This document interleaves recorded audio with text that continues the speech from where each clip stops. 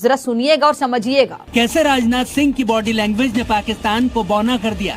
इतना कि पाकिस्तान के रक्षा मंत्री ख्वाजा आसिफ राजनाथ सिंह से आंखें तक नहीं मिला पाए। मैं आपको तस्वीर दिखाता हूँ, ये तस्वीर देखें कि पाकिस्तान के डिफेंस मिनिस्टर जो है वो चल रहे हैं और भारतीय डिफेंस मिनिस्टर जो हैं उन्हें देख रहे हैं। किस तरह शेक हैंड मैटर करता है? मैटर करता है, अच्छा, बिल्कुल मैटर करता है। ये छोटी छोटी चीजें बड़ी मैटर करती हैं, क्योंकि ये आगे बड़ी चीज होने में रास्ता दरवाजा बनाते खोलती हैं। है। ठीक। से एक दूसरे को इग्नोर किया गया होगा और क्या किस नजर से एक दूसरे को देखा गया होगा।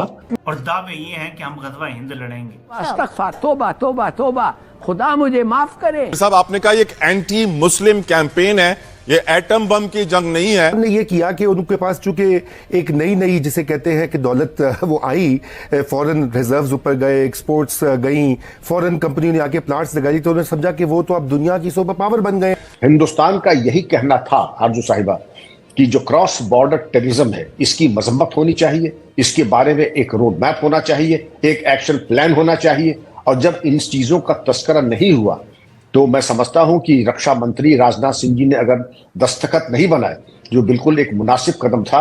अच्छा, ये जहां जाते हैं चपेड़े पड़ती हैं, मतलब मुझे समझ नहीं आती कि इससे ज्यादा मैं सबटली कैसे इस चीज को रख सकता हूं। बड़ी embarrass the fact of the matter is कि राजनाथ सिंह जी ने जो किया बड़ा मजेदार किया, पेन उठाया और पटका टेबल के ऊपर और बोला साइन नहीं। मुझे होता कि भारत और पाकिस्तान का आपस में डायलॉग हो जाता, हल्की फुल्की साइडलाइन पे कोई पता चलती। अब भारत में याद रखिए कि एक बिल्कुल रोड साइड लैंग्वेज में यूज करूंगा कि चीन की वाट लगा रखी है। इस वक्त जो ना जो इंडियन फॉरेन पॉलिसी है, ठीक है, ये नो डाउट कि जो ना इंडियन का जो ना अपना जो फॉरेन पॉलिसी है वो बिल्कुल इंडिपेंडेंट और खुद मुख्तार और आज़ादाना है। दोस्तों, आप लोग जानते हैं भारत के रक्षा मंत्री श्री राजनाथ सिंह जी पहुंचे हुए हैं एससीओ की मीटिंग में और वहां पर उन्होंने साइन करने से इनकार कर दिया है, जिसको लेकर के पाकिस्तानी मीडिया में बहुत ही ज्यादा बवाल मचा हुआ है। आखिर क्या है मामला, पहले वीडियो देखते हैं फिर। मीटिंग हो रही है, उसमें आपके जो डिफेंस मिनिस्टर गए हैं राजनाथ सिंह साहब, उन्होंने डॉक्यूमेंट्स के ऊपर साइन करने से मना कर दिया, क्योंकि जो पिलग्राम अटैक हुआ था उसके ऊपर आप जानते हैं कि दोनों कंट्रीज में बहुत टेंशन रही, अटैक वगैरह भी किए गए, उसका जिक्र उसमें नहीं था, जबकि बलूचिस्तान का जिक्र था। आपके ख्याल से ये गलती से रह गया है लिखना उसके अंदर टेरर अटैक जो कश्मीर का था, या आपको लग रहा है कि जो एससीओ के मेंबर्स हैं या जो भी ये इसके जिम्मेदार हैं जो ये डॉक्यूमेंट्स बनाते हैं, उन्होंने खुद नहीं लिखा?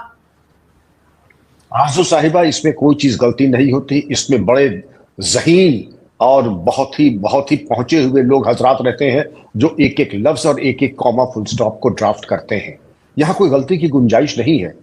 बलूचिस्तान को रखा और पहलगाम को गायब किया, ये इत्तेफाकन थोड़ी हुआ है, और अगर इत्तेफाकन हुआ तो ये हुस्न इत्तेफाक है। लेकिन मैं अपने तजुर्बे से कह सकता हूं कि यहाँ पर बड़े ही जिन्होंने दुनिया देख ली है, तजुर्बेकार लोग हैं, यहाँ पर एक एक चीज सोच समझ करके। और राजनाथ सिंह हमारे यूनियन रक्षा मंत्री हैं, उन्होंने अगर साइन नहीं किया तो ऐसा पहली बार नहीं हुआ। इसके पहले भी 2023 में आरजू साहिबा, जब चीन का बेल्ट एंड रोड इनिशिएटिव के ऊपर कुछ तस्करा हुआ था, तब भी राजनाथ सिंह ने साइन नहीं किया था, और इसके तमाम फायदे भी हुए हैं। लेकिन आज के अगर दौर में देखें कि पहलगाम में 22 अप्रैल इसी साल जिस तरीके से 26 हिंदुस्तानी शहरियों को कत्ल किया गया था, बेरहमी से किया गया था, जाति और मजहब देख करके किया गया था, फुटप्रिंट बिल्कुल लश्कर तैयबा के मोडस ऑपरेंडाई की तरह थे। और जब लश्कर तैयबा का नाम खुल के आ रहा है और हिंदुस्तान का साफ इल्जाम ही नहीं, और अब तो बिल्कुल ऐसे सबूत हैं जिसको कि नकारा नहीं जा सकता है, तो आरजू साहिबा इसका तस्करा होना चाहिए था। और उन हालात में जबकि बलूचिस्तान के बारे में इतनी लंबी चौड़ी इसमें जो जिक्र और तफसील से बयानात किए गए थे, तो कम से कम इतनी तो ये तो मामला तरोताज़ा है, इसको और लिखना चाहिए था। ऑलमोस्ट हम लोगों के दोनों मुल्कों के बीच में एक जंग छिड़ा, और जंग छिड़ने के ऐसी इस तरीके की ये जो 10 मुल्कों का एक एसोसिएशन है, शंघाई कोऑपरेशन ऑर्गेनाइजेशन, इसमें अगर आप देखें इस चीज ये आया था कि सोशलॉजिकल, इकोनॉमिक, ज्योग्राफिकल, पॉलिटिकल और डिफेंस का एक मसौदा था। इसमें अगर आप देखें तो चाइना भी है, पाकिस्तान भी है, इंडिया भी है, रूस भी है, ईरान भी है, और उज़्बेकिस्तान, किर्गिस्तान, और ये 10 मुल्कों का ये एसोसिएशन है। ये बना ही इसीलिए है कि डिफेंस कोऑपरेशन और टेररिज्म को लेकर के। हिंदुस्तान का यही कहना था आरजू साहिबा कि जो क्रॉस बॉर्डर टेररिज्म है इसकी मजम्मत होनी चाहिए, इसके बारे में एक रोड मैप होना चाहिए, एक एक्शन प्लान होना चाहिए। और जब इन चीजों का तस्करा नहीं हुआ तो मैं समझता हूं कि रक्षा मंत्री राजनाथ सिंह जी ने अगर दस्तखत नहीं बनाए, जो बिल्कुल एक मुनासिब कदम था, और इसके पहले भी जब एक बात उठी थी चीन के बारे में, तो उसके बारे में बॉर्डर रोड इनिशिएटिव, बेल्ट और रोड इनिशिएटिव, तो उसके तब भी हिंदुस्तान ने उस पर दस्तखत नहीं बनाए थे। इंडिया नहीं मानेगा, उनकी कौम भी इस बात पे नहीं मानने की। मैं तो इस सवाल को समझने को नहीं समझ सका, आज तक तैयार नहीं हूं कि भाई आपके मुल्क के अंदर रोजाना हमला होता है, रोजाना बंदे मारे जाते हैं, रोजाना ऑन डेली बेसिस। ये ना कहें कि डेली बेसिस पे यहां पे बंदे नहीं मारे जाते और किसी को कोई परवाह नहीं है। उधर एक हमला हुआ, उन्होंने दुनिया हिला के रख दी है, उन्होंने दुनिया हिला के रख दी है। वो अपनी एक्सरसाइजेस करते हैं एयरफोर्स की, कॉम्प्रिहेंसिव ऑपरेशनल ड्रिल्स करते हैं सेंट्रल सेक्टर के अंदर। वहीं से तो असल जहाज आने हैं जो जिन्होंने पाकिस्तान पे हमला करना है। एयरफोर्स और नेवी, ये मेरा ख्याल है इंडिया पाकिस्तान को पैगाम दे रहा है कि तुम ये समझ रहे थे कि हम इस दफा एयरफोर्स को किस लिए करेंगे, हो सकता है हम इस दफा नेवी को लॉन्च कर दे, हो सकता है इंडिया इस दफा नेवी को लॉन्च करे, क्योंकि इंडिया समझता है कि उनकी जो नेवल कैपेबिलिटी है वो ज्यादा है, नेवल कैपेबिलिटी ज्यादा है। या इंडिया ये भी कह सकता है कि जनाब हमने ये महसूस किया कि जो दहशतगर्द थे वो फलां जगह से आए थे, गुजरात साइड से आए थे, या ये उनका रूट है, या ये एक, मतलब दे कैन डू एनीथिंग, वो कुछ भी इस हवाले से कर सकते हैं ना, they can do anything in any way.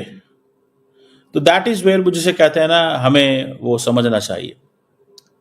इस दफा नेवी भी इन्वॉल्व है और वो क्या कहते हैं कि जी हम डिफेंस टेक्नोलॉजीज में सेल्फ रिलायंट हैं। इट मींस कि वो कहते हैं कि अगर जंग शुरू हो जाती है तो we will not have to call Moscow और we will not have to call Paris that हमारा फलां एमुनेशन है और हमारा फलां नहीं है, क्योंकि वो कहते हैं under the Atmanirbhar Bharat we have sufficient capability.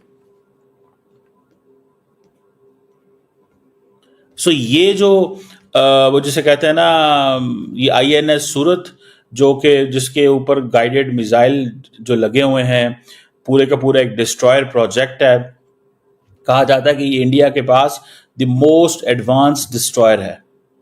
दोस्तों आप लोग जानते हैं जो भारत के रक्षा मंत्री हैं और जो भारत के NSA हैं अजीत डोभाल जी, वो पहुंचे हुए हैं चीन में ACO की मीटिंग अटेंड करने, और वहां पर उन्होंने जो एक प्रेस कॉन्फ्रेंस आती है और जिसमें सभी देशों के साइन वगैरह भी होते हैं, वो प्रेस कॉन्फ्रेंस वर्ल्ड में रिलीज की जाती है, लेकिन उसमें भारत ने साइन करने से इनकार कर दिया। राजनाथ जी ने सबके सामने वहाँ पर साइन करने से इनकार कर दिया और वहीं वहाँ पर जो उन्होंने पेन उठाया और पेन को उठा करके फिर वहीं पर रख दिया, पटक दिया, जिसके बाद दुनिया में काफ़ी ज़्यादा राजनाथ की चर्चा होने लगी और पाकिस्तान की भी बेइज्जती उसमें नजर आने लगी, क्योंकि भारत ने साइन इस वजह से नहीं किया था क्योंकि उसमें पाकिस्तान का जिक्र नहीं था, उसमें बलूचिस्तान का जिक्र था। और भारत जो पाकिस्तान के खिलाफ ये जो आतंकवाद की मुहिम चला रहा है कि पाकिस्तान आतंकवाद करता है, इसकी भी कोई भी उसमें बात नहीं की गई थी, इसलिए भारत ने उसको पूरी तरह से नकारा और उसमें साइन नहीं किया, जिसके बाद पाकिस्तान को मिर्ची लगी और दुनिया भर में पाकिस्तान और चाइना की बेइज्जती हो गई। तो दोस्तों आप लोगों ने वीडियो देख ली, आप लोगों को कैसी लगी, आप लोग अपनी राय कमेंट से जरूर देना। जय हिंद।